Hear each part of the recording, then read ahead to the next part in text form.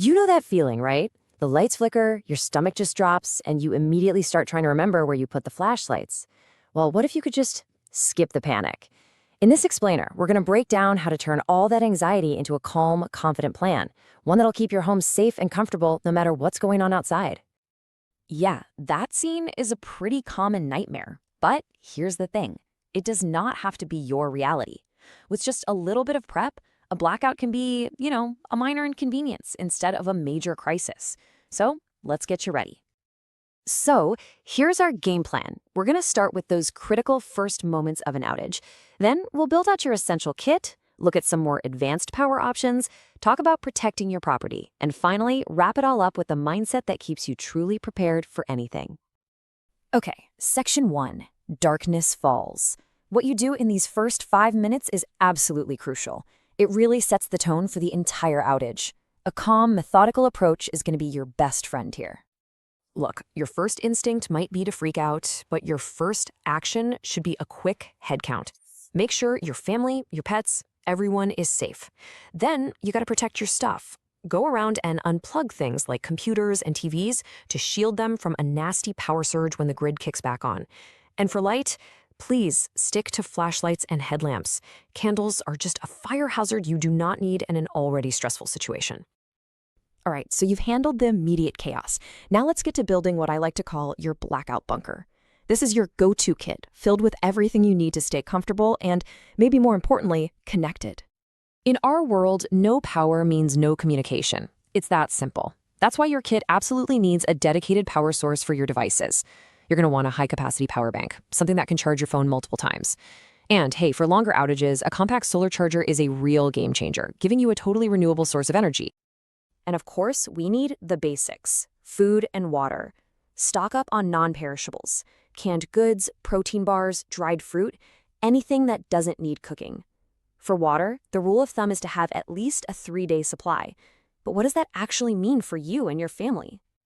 Here it is, your magic number: 1 gallon per person per day. And that's not just for drinking, That covers what you'll need for cooking and a little bit of sanitation too. So if you're a family of 4, you're looking at 12 gallons to get you through 3 days. It's a super simple rule that makes a huge difference. Beyond food and water, you're going to want comfort and information. Emergency blankets are shockingly good at retaining body heat. A well-stocked first aid kit seems obvious, but it's so often overlooked. And this last one is critical: a NOAA weather radio. Seriously. When the internet and cell towers go down, this little crank or battery-powered device is your only link to official emergency updates. Okay, you've got the basics totally down. Let's move on to Section 3, Level Up, Advanced Power. This is for those of you who want to go beyond just surviving an outage and, actually maintain some sense of normalcy. So, how do you actually generate your own power? Well, it really comes down to 2 main options: generators and home battery systems. And each one has its pros and cons, all depending on your budget and what you really need. Let's break them down. It really comes down to a classic trade-off. Portable generators are more affordable, they're flexible, great for keeping the fridge running and a few lights on. But you have to set them up and refuel them yourself. Standby generators, on the other hand, are a much bigger investment, but they give you that peace of mind. They kick on automatically to power your whole home, which is absolutely crucial if you rely on any powered medical equipment. Now for the more modern alternative, a home battery system. Think of something like a Tesla Powerwall. It's a sleek, totally silent solution that kicks in the instant the power goes out, so seamlessly you might not even notice the switch. And if you pair it with solar panels, well, you've basically created your own personal power grid. Okay, so you're personally prepared. Now let's talk about protecting your home. A power outage can do more than just leave you in the dark. It can actually do some serious damage to your property. Here's how you safeguard your house. This is one of the first questions everybody asks, right? All that food, all that money just sitting in your fridge and freezer, is it a total loss? Well, not necessarily. First things first, keep those fridge and freezer doors shut. Every single time you open them, you're letting precious cold air escape. And here's a pro tip for you.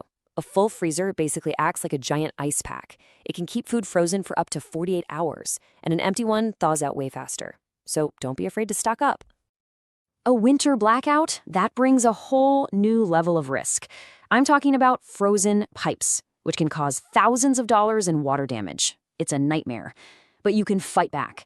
Insulate pipes in vulnerable spots like basements or crawl spaces, and open up the cabinet doors under your sinks. This lets the warmer air from the house circulate around them and can make all the difference.